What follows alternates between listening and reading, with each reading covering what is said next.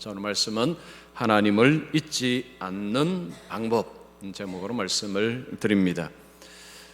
자, 우리는 과거의 일을 기억을 하는데 여러분 기억의 그 정확도가 얼마나 될까요? 자, 미국의 코넬 대학교의 인지 심리학자인 나이서 교수가 기억 실험을 했습니다. 1986년에 우주 왕복선 챌린저호가 이렇게 어느 날 폭발을 했습니다. 그 폭발한 다음 날 학생 106명에게 이런 질문을 했습니다. 설문지를 돌렸습니다. 그 폭발할 당시에 어디 있었느냐, 그리고 그 소식을 어떻게 들었느냐, 그때 기분이 어땠느냐, 이것을 이렇게 적도록 했습니다. 그리고 2년 반 후에 동일한 학생들에게 이번에는 말로 인터뷰를 했습니다. 처음에는 적도록 했고 2년 반 뒤에는 인터뷰를 했습니다. 놀랍게도 10% 정도만 비슷하게 대답을 했다고 합니다. 그러니까 90%의 학생들은 첫 번째 글로 쓴 것하고 두 번째 인터뷰한 내용이 달랐다는 것입니다. 이렇게 달랐습니다. 어떤 학생은 이런 이야기했습니다. 그 챌린저가 폭발 그 이야기를 친구와 미식축구를 보고 맥주를 마시는 가운데서 그 소식을 들었습니다 라고 썼는데 2년 반 뒤에는 이렇게 말했습니다. 도서관에서 공부를 하는 가운데서 그 이야기를 들었습니다. 장소도 바뀌고 내용도 바뀌었죠. 이런 식으로 기억의 오류가 나타났습니다. 그래서 이 나이서 교수는 이 실험을 통해서 사람이 과거 기억을 정확하게 해내는 것은 실상 어렵다. 정확한 기억은 거의 불가능하다는 것입니다. 자, 우리가 이 과거의 어떤 사건들을 기억하는 것은 중요한데 때로는요, 이거 잊는 것도 좋습니다. 잊어버리는 것도 유익입니다. 우리가 과거에 살면서 후회스러운 일들, 창피한 일들, 잘못한 일들, 이런 일들이요 생생하게 다 기억난다면 못 삽니다. 정신적으로 감당을 못 합니다. 그래서 과거의 사건을 그냥 이렇게 이제 잊어버리는 것이 사실은 필요는 합니다. 그런데 그렇다고 또 다 잊어버리면 안 됩니다. 기억해야 될 것은 기억해야 합니다. 여러분, 공부하는 학생이 열심히 공부했는데 시험 당일날 기억이 안 나면요, 이거 어떡합니까? 이건 완전히 참 큰일 나는 것입니다. 여러분, 신앙도 마찬가지입니다. 신앙도 우리가 과거에 하나님께서 우리에게 행하신 일들을 기억하지 못하면 어떤 일이 벌어질까요? 하나님은 눈에 보이지도 않습니다. 하나님이 점점 희미해집니다. 그리고는 하나님을 잊어버립니다. 이런 일이 벌어집니다. 그래서 우리가 이 세상에 살면서 걱정해야 될 것이 많은데 정말 걱정해야 될 것이 뭐냐 하면 하나님을 잊어버리면 안 되는데 라는 걱정을 우리가 하고 살아야 됩니다. 자, 오늘 본문에서 모세가 백성들에게 이 걱정을 하고 있습니다. 이스라엘 백성들에게 너희들이 가나안 땅에 들어가면 하나님을 잊어버리면 안 되는데 라는 걱정을 모세가 하고 있고, 이스라엘 백성들이 그 땅에 들어가서 걱정하지 않도록 하는 당부를 하고 있습니다. 하나님을 하나님을 잊지 말아야 된다는 것, 여러분 이 인생에 가장 중요합니다. 하나님을 잃어버리면요 어떻게 됩니까? 하나님을 잊어버리면 구원도 없고 아무것도 없는 것입니다. 그래서 우리가 하나님을 잊지 않고 살아야 되는데, 그러면 어떻게 하면 좋은가? 하나님은 안 보입니다. 안 보이니까 잊어버릴 수 있다는 거죠. 그래서 우리가 하나님을 잊지 않고 살기 위해서는 오늘 본문을 통해서 두 가지를 한번 말씀드리겠습니다. 이 두 가지를 삶 속에 잘 적용하면 하나님을 잊지 않고 살 수가 있습니다. 자, 첫 번째입니다. 자신을 낮추고 사는 자는 하나님을 잊지 않는다. 자신을 낮추고 살면요 하나님을 잊을 수가 없습니다. 자, 모세는 이거 지금 고별 설교입니다. 신명기는 고별 설교입니다. 죽음을 앞에 두고 이스라엘 백성들 앞에 고별 설교를 하고 있습니다. 이제 가나안 땅을 앞에 두고 있는 이스라엘 백성들에게 하나님을 잊어서는 안 된다라고 당부합니다. 여러분 11절 다시 보시면 내가 오늘 내게 명하는 여호와의 명령과 법도와 규례를 지키지 아니하고 내 하나님 여호와를 잊어버리지 않도록 삼갈지어다. 왜 모세는요 이스라엘 백성들에게 이런 이야기 했을까요? 모세는 이스라엘 백성들을 너무 잘 알고 있습니다. 그들을 광야로 쭉 인도하면서 이스라엘 백성들이 얼마나 연약한지, 얼마나 그들이 유혹에 약한지 모세는 너무너무 잘 알고 있습니다. 이들이 가나안 땅에 들어가면 그럴 가능성이 충분히 있다는 거죠. 그래서 주의를 당부하는 것입니다. 자, 그러면 어떻게 살면 잊어버린다는 것입니까? 모세는 뭐라고 이야기합니까? 하나님의 율법을 지키지 아니하고 살게 되면 그러면 하나님을 잊어버리게 될 것이다 라고 이야기를 합니다. 율법이라는 것은 하나님의 백성으로서 받은 것입니다. 시내산에서 하나님과 이스라엘 백성들 사이에 언약식이 있었습니다. 언약 백성이 되고 그들에게 율법을 주셨습니다. 그래서 이스라엘 백성들이 율법을 지킨다는 것은 무엇을 의미할까요? 우리는 하나님의 언약 백성입니다. 우리는 하나님의 백성입니다 라는 것을 드러내는 증거가 율법을 지키는 것입니다. 이스라엘 백성들이 지금 모세 이 설교를 들을 때 그들은 어떤 반응을 했을까요? 아마도 이런 반응을 했을 것입니다. 걱정하지 마십시오. 우리는 하나님을 잊지 않을 것입니다. 걱정하지 마십시오. 우리는 하나님을 잊어버리지 아니할 것입니다. 아마 그들은 그런 생각을 했을 것입니다. 그들은 출애굽 2세대입니다. 출애굽 1세대는 광야에서 다 죽었습니다. 그들은 그 모든 것을 본 자들입니다. 하나님의 약속을 믿지 못하고 불평할 때에 어떤 일이 일어나는가를 그들은 다 보았습니다. 그래서 그들은 가나안 땅에 들어가면 하나님을 결코 잊지 않을 것입니다 라고 충분히 자신 있게 이야기를 했을 것입니다. 그러면 모세는 노파심으로 이야기했을까요? 그냥 조금 불안해서 이야기했을까요? 근거가 있다는 것입니다. 모세가 이렇게 말하는 근거를 우리가 한번 잘 들어볼 필요가 있습니다. 모세는 이야기합니다. 너희들이 가나안 땅에 들어가면 지금 우리가 지나온 광야와는 완전히 다른 환경에 살게 될 것이다. 너무너무 좋은 환경 속에서 너희들이 살 것이다 라고 이야기를 합니다.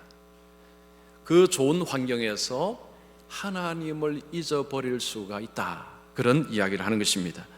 자, 그러면서 세 가지를 이야기합니다. 첫 번째, 너희들이 배를 두드리며 살게 될 것이다. 12절 보십시오. 내가 먹어서 배부르고, 이 말은 배를 이제 두드리며 살게 된다는 거죠. 충만한 배, 아주 많이 먹어서 배부른 배를 이야기하는 것입니다. 광야에서는 만나가 내렸지만 다양한 음식을 배부르게 먹는 것은 불가능했습니다. 그럼 사람은요, 맛있는 음식을 배부르게 먹으면 행복합니다. 맛있는 음식, 여러분, 맛있는 음식을 쫙 펴놓고요, 그걸 배부르게 먹으면 그게 얼마나 기쁜지 모릅니다. 이게 행복의 정말 중요한 요소입니다. 하나님께서 지금 가나안 땅에 그들이 들어가게 되면 아주 풍성한 음식을 먹을 수 있도록, 먹고 배부를 수 있는 기쁨을 주시겠다는 것입니다. 광야에서 이스라엘 백성들의 그 이야기를 들었을 때 너무너무 기대가 되었을 것입니다. 그리고 두 번째입니다. 12절 중반절 보십시오. 아름다운 집을 짓고 거주하게 되며, 사람은요, 먹는 문제만 해결된다고 삶이 질이 다 높아지는 건 아닙니다. 먹는 문제가 해결되고 그 다음에 거주 문제가 해결돼야 됩니다. 근데 지금 모세가 뭐라고 이야기합니까? 아름다운 집을 짓고 좋은 주택에서 살게 될 것이다 라고 이야기합니다. 옛날이나 오늘이나 여러분, 사람들은 다 좋은 주택에 살고 싶어 합니다. 차를 타고 가다가 아니면 보다가 좋은 주택 보이면 아이고 저기 한번 살아도 좋겠다, 이런 생각 아마 하실 것입니다. 이스라엘 백성들의 광야의 삶은요, 그냥 이동식 텐트입니다. 텐트도 요즘 같은 텐트도 아닙니다. 그런데 이제는 그 다 접고 좋은 집에서 아름다운 집을 건축하고 살게 될 것이다. 그리고 그 안에는 먹을 것이 많을 것이다 이야기합니다. 이것만이 아닙니다. 또 있습니다. 13절 보십시오. 내 소와 양이 번성하며 내 은금이 증식되며 내 소유가 다 풍부하게 될 때에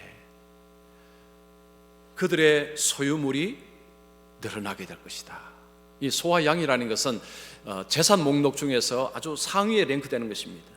정말 소와 양이 많으면 부자시군요 이렇게 되는 것입니다.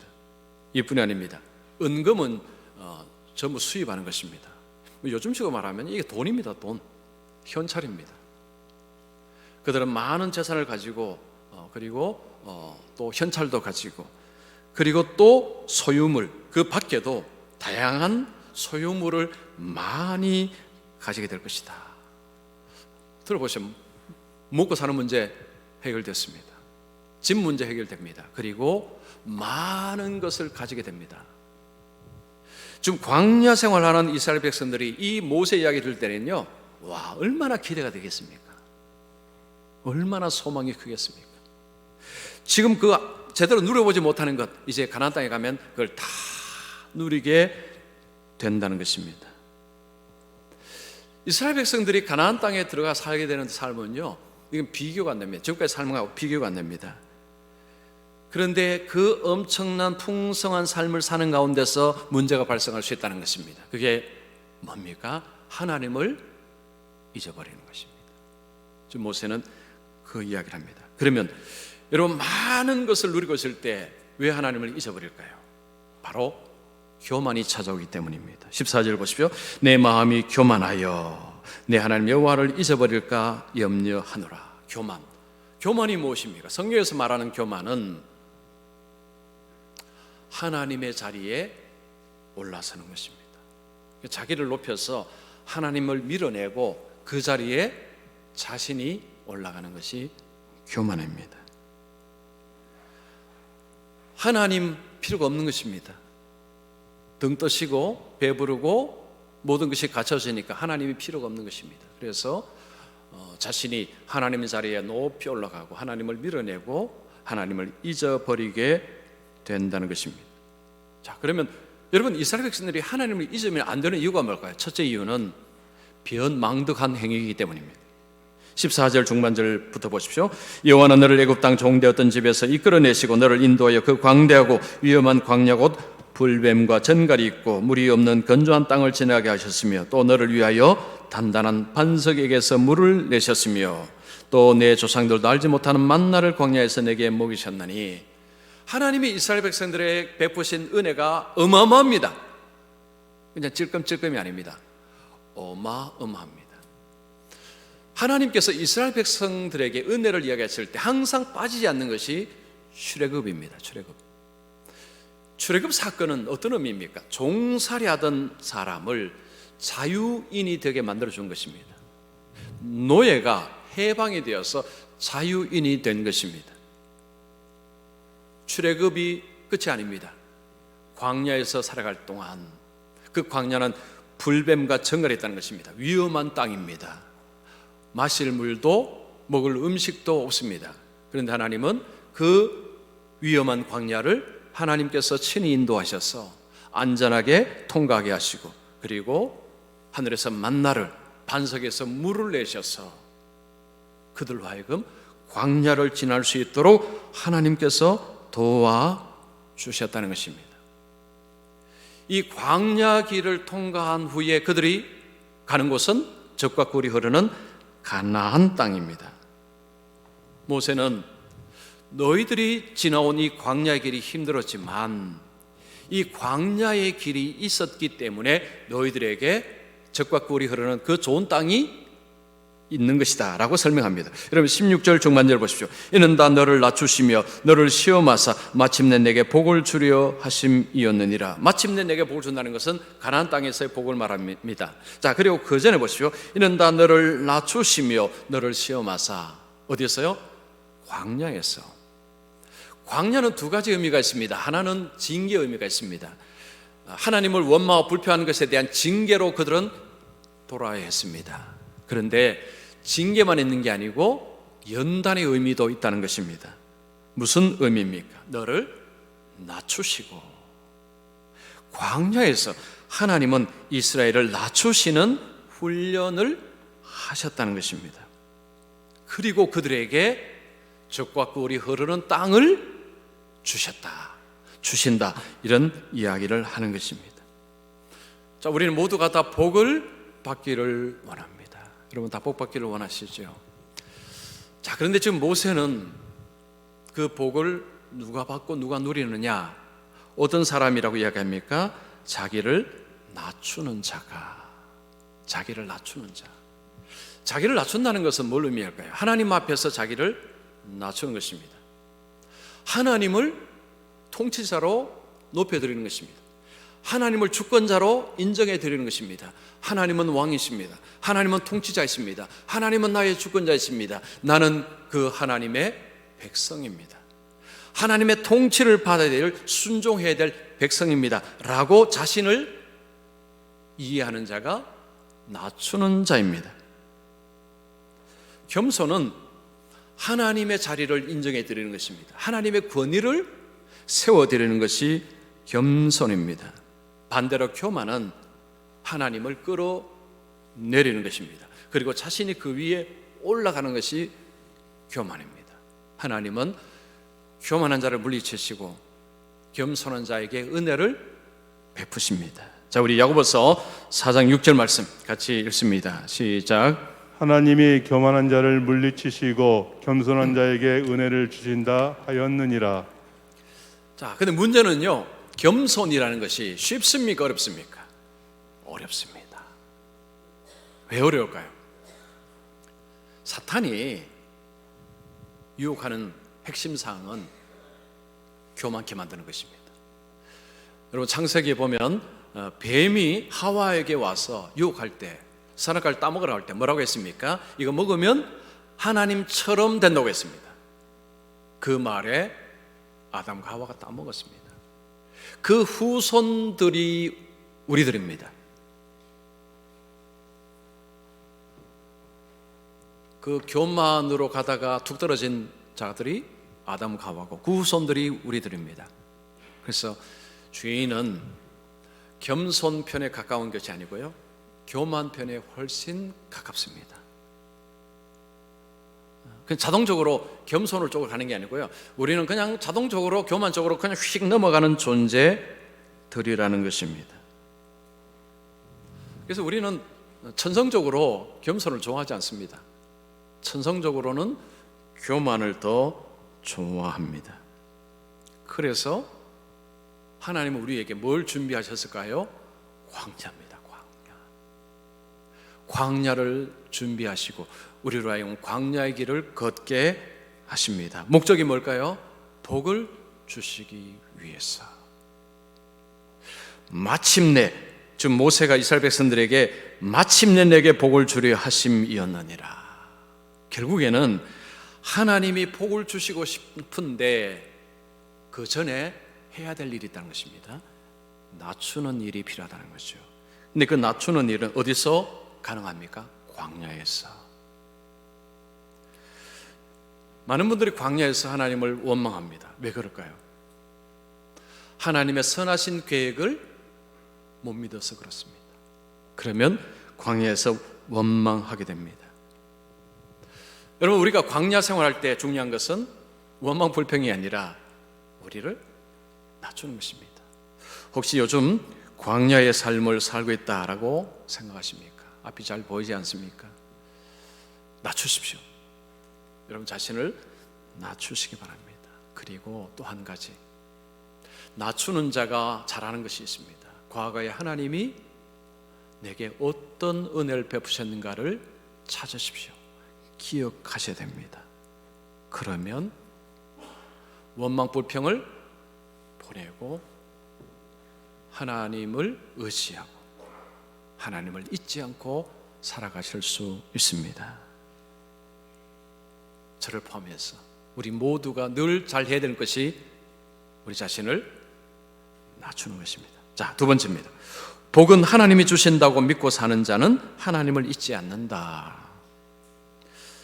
모세는 이스라엘 백성들에게 좋은 땅에 가서 살게 될 것이다, 그 땅에 들어가거든 겸손해야 된다라고 당부를 했습니다. 그런데 반대되는 상황이 일어날 수도 있다, 즉 교만의 상황이 일어날 수도 있다고 이야기합니다. 그 교만의 상황이 될 때, 그때 구체적으로 어떤 모습일까요? 17절 보십시오. 그러나 내가 마음에 이르기를 내 능력과 내 손의 힘으로 내가 이 재물을 얻었다 말할 것이라. 자, 교만하게 될 때 나타나는 현상은 이제 그들이 가서 많은 것을 누리고 삽니다. 이제 배도 뚱뚱, 배도 이게 두드리면서 아유 참 맛있다, 참 세상에 맛있는 음식이 이렇게 많구나, 뭐 이렇게 하면서 이제 막 좋게 사는데, 그러면서 교만이 스리슬쩍 들어와서 생각이 이제 바뀌기 시작합니다. 어떤 생각이 들기 시작합니까? 내 능력과 내 힘으로 이 모든 것을 얻었다라는 생각을 하기 시작을 한다는 것입니다. 내 능력, 내 손의 힘, 하나님을 밀어냈습니다. 하나님을 밀어내고 그 자리에 내가 앉아서 이 모든 것은 다 내가 열심히 애썼고 힘쓰고 노력했기 때문이다, 내가 한 것이다 라고 주장하기 시작하는 것입니다. 근데 모세는 정말 잘못된 생각이라고 이야기합니다. 18절을 보십시오. 내 하나님 여호와를 기억하라, 그가 내게 재물 얻을 능력을 주셨음이라. 이건 내가 다 노력해서 내 힘으로 한 것이야 라고 할 때 모세는 아니야, 너 그거 정말 잘못 생각하는 것이다. 왜냐하면 하나님께서 재물 얻을 능력을 주셨기 때문에 내가 이 많은 재물을 얻을 수 있는 것이다, 그 이야기를 하는 것입니다. 일을 하고 싶어도 일거리가 없으면 못합니다. 지금 어느 나라에서는요, 어떤 나라에서는 쓰레기통 뒤지고 먹고 사는 나라도 있습니다. 일거리 없습니다. 여러분, 일거리 있어도 몸이 아프면 일 못합니다. 음식을 먹고 소화가 되고 육신에 힘을 내는 이 작용이 안 일어나면 일 못합니다. 아무리 육신이 건강해도요, 정신이 똑바르지 못하면 일을 주어져도 못합니다. 요즘 그 현대인들이 선택장애, 결정장애가 많습니다. 뭔가를 선택할 때 이것저것 하여튼 저거를 뭐 어떻게 해야 될지 여기서 막 많이 헤맨다는 거죠. 일을 할 때 바르게 선택하고 바르게 결정하고 하는 이 모든 활동은 이 뇌에서, 그죠? 뇌와 정신의 작용입니다. 이건 우리가 컨트롤할 수 있는 게 아닙니다. 이런 정신의 작용, 육체의 작용, 우리 육체의 어떤 내부의 이런 작용들은 이건 우리가 어떻게 관할할 수 있는 게 아닙니다. 이런 것들이 주어지지 아니하면 내가 일을 할 수도 없고요, 그러면 아무것도 얻을 수가 없습니다. 지금 그 이야기입니다. 지금 모세는 너희들이 들어가서 그 많은 것을 얻었을 때에 그 모든 것 바탕에는 하나님께서 모든 것을 간섭하시고 하나님이 도우셨기에 너희들이 얻을 수 있었다, 그 이야기를 하는 것입니다. 자, 여기서 우리가 이런 의문이 듭니다. 그러면 하나님이 왜 그들에게 이런 복을 주시느냐는 것입니다. 왜 이런 복을 주셨을까요? 여기 정말 중요합니다. 여러분 18절 중반절을 보십시오. 이같이 하심은 내 조상들에게 맹세하신 언약을 오늘과 같이 이루려 하심이니라. 이게 정말 중요합니다. 왜 하나님은 너희들에게 이런 복을 주시느냐는 거죠. 이유가 뭐냐? 너희들이 잘나서 그런 게 아니다. 너희 조상들과 하나님이 하신 약속을 하나님은 지키시기 때문이다, 그 이야기를 하는 것입니다. 하나님께서 그들의 조상 아브라함과 하신 약속 한번 볼까요? 여러분 창세기 26장 4절 말씀, 자 같이 읽습니다. 시작. 내 자손을 하늘의 별과 같이 번성하게 하며 이 모든 땅을 내 자손에게 주리니 내 자손으로 말미암아 천하 만민이 복을 받으리라. 여기 보시면 내 자손을 번성하게 하시며 이 땅은 가나안 땅입니다. 땅을 자손에게 주고 이 약속을 아브라함에게 하시는데 그 약속을 하나님이 성취하신다는 것입니다. 이제 가나안 땅에 들어가면 하나님이 그 약속하신 것을 이루시기 위해서 너희들에게 이런 좋은 것들을 주신다라고 이야기를 하는 것입니다. 이 하나님의 언약은요 거의 일방적입니다. 거의 일방적입니다. 하나님께서 약속은 반드시 지키는 분인데 그 약속을 지키시기에 너희들은 그 복을 누리게 될 것이다 라고 하는 것입니다. 근데 만약에 이스라엘 백성들이 하나님을 잊어버리게 되면 어떻게 됩니까? 19절을 보십시오. 내가 만일 내 하나님 여호와를 잊어버리고 다른 신들을 따라 그들을 섬기며 그들에게 절하면, 이스라엘 백성들이 하나님을 잊어버릴 때 첫 번째 나타나는 현상은 우상을 섬기는 것입니다.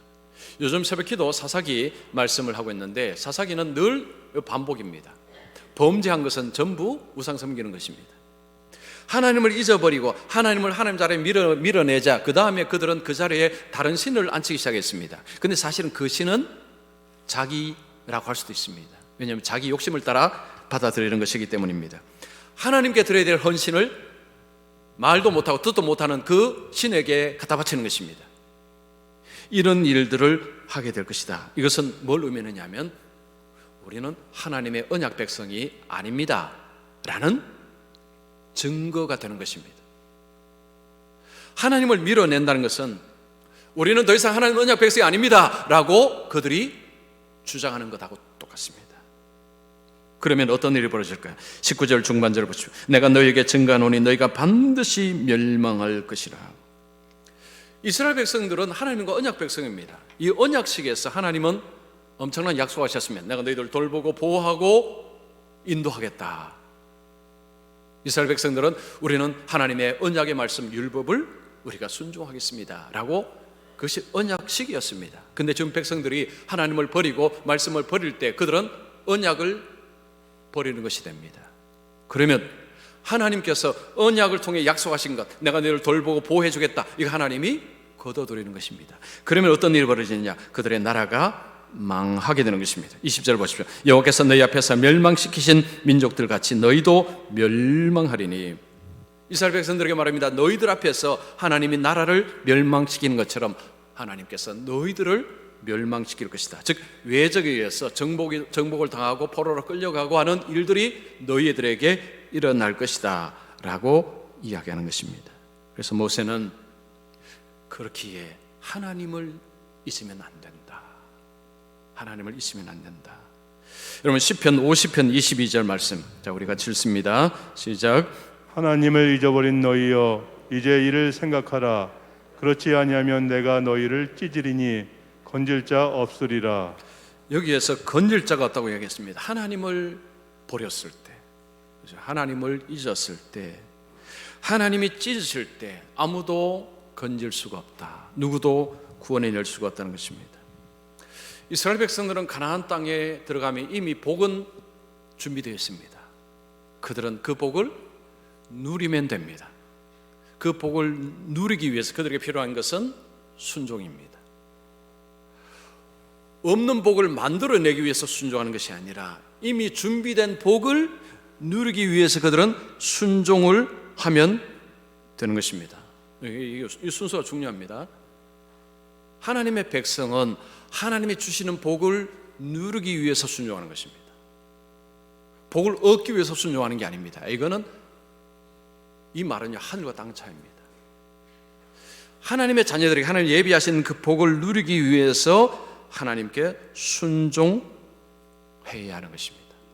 복은 하나님이 주십니다.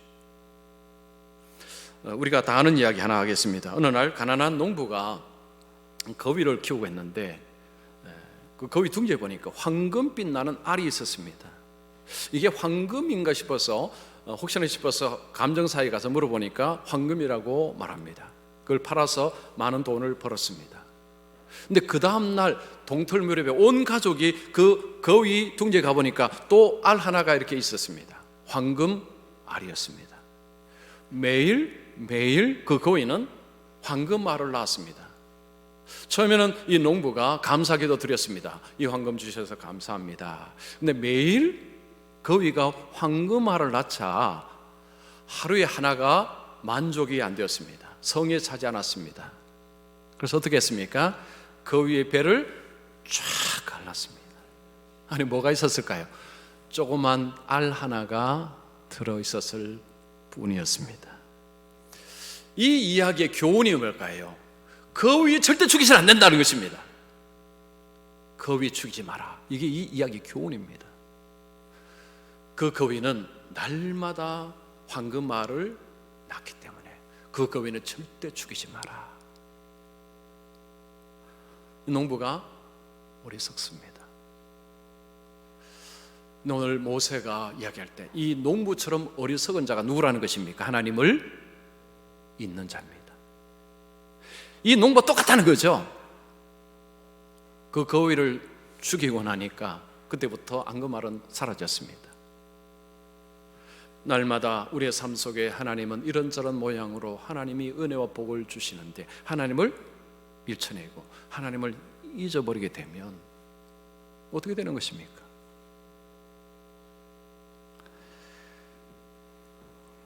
제가 목회하면서 종종 이런 생각을 합니다. 내가 지금 서울에서 목회하고 이렇게 누리는 것은 내가 대학교 다닐 때 열심히 영어를 공부했기 때문이지. 정말 열심히 공부했습니다. 친구들 놀 때 저는 도산에 살았습니다. 유학을 일찍 준비했습니다. 일찍 준비를 했기 때문입니다. 미국 가서도 열심히 공부했습니다. 미국에서 담임 목회도 했습니다. 그렇기에 내가 이렇게 누리고 사는 것이지, 이 생각을 하다가요, 근데 또 다른 생각이 확 밀고 들어옵니다. 이런 생각입니다. 만약에 시골에서 목회하는 아버지가 나를 대학에 보내주시지 못했다면, 유학을 준비했다고 하지만 영사관에서 비자를 주지 않았다면, 여러분 영사관에서 어떻게 보면 영사가 마음대로입니다. 뭐 조건이 돼도 이 비자 안 주는 경우도 있고요. 옛날에 참 요즘 모르겠습니다. 옛날에 참 그랬습니다. 그럼 미국 가서 제 아내가 일을 하지 않았다면, 그리고 담임 목회할 수 있는 기회가 주어지지 않았다면 저는 지금 이 자리에 없습니다. 이 생각이 반박을 합니다. 그러면 제가 그때 뭐라고 할까요? 주님 죄송합니다. 주님 죄송합니다. 제가 잠시 정신이 나갔습니다. 모든 것이 주님께서 하신 일입니다. 주님의 은혜입니다. 여러분, 우리가 늘 감사 잘할까요? 아닙니다. 저 말을 그럴까요? 여러분 안 그렇습니까? 여러분 똑같을 것입니다. 우리 마음속에는요, 내가 열심히 일했기 때문이지, 내가 불찰주야로 잠 안 자고 얼마나 열심히 일했는데 열심히 일해서 이렇게 갖고 간 것이라는 생각을 하는 것이 어떻게 보면 정상입니다. 보통 사람 정상입니다. 그때 거기에 굴복하시면 안 됩니다. 굴복하시면 교만한 자의 편에 서는 것입니다. 반박의 생각을 불러들여야 됩니다. 그때 상황은 다를 수도 있었다는 것을 생각해야 됩니다. 그때 그 당시에 그 상황 속에서 상황은 다르게 흘러갈 수도 있었다고 생각하실 수 있어야 합니다. 그러면 주님께서 그때도 그렇게 은혜를 베푸셨구나, 주님께서 그렇게 하셨구나, 이렇게 되는 것입니다. 여러분, 우리는 피조된 존재입니다. 피조된 존재는요, 조물주하고 떨어질 수가 없습니다. 이게 독립적으로는 존재가 불가능합니다. 이게 피조된 존재의 특징입니다. 하나님과 연결이 될 수밖에 없습니다. 그런데 어떻게 연결이 돼야 될까요? 좋게 연결돼야 되겠죠. 하나님과 연결이 잘 돼야 됩니다. 자기를 낮추는 자, 하나님께서 모든 복을 주신다는 것을 인정하는 자는 하나님과 연결이 잘 된 자입니다. 자, 오늘 우리 성도님들은 그죠? 지금 모든 것이 하나님께서 주신 복인 줄 믿으시길 바랍니다. 혹시 내가 열심히 했지라는 생각이 들 때 그 생각을 반박하십시오. 아니야, 이건 틀렸어. 하나님께서 하셨어 라고 그렇게 하시면 하나님 잊지 않습니다. 하나님 잊지 않습니다. 오늘 두 가지 말씀드렸습니다. 첫 번째는 겸손, 자기를 낮추는 자는 하나님 잊지 않습니다. 두 번째는 모든 것이 하나님 주신 은혜와 복이라는 것을 인정하고 고백하는 사람, 하나님을 잊지 않습니다. 이제 평생의 삶에 우리 하나님 잊지 마시고, 그죠? 하나님을 기억하시고 하나님을 섬기시고 순종하시고 예배하시는 성도님 되셔서 하나님이 예배하신 풍성한 복을 지금도 누리시지만 영원토록 누리시기를 축원합니다.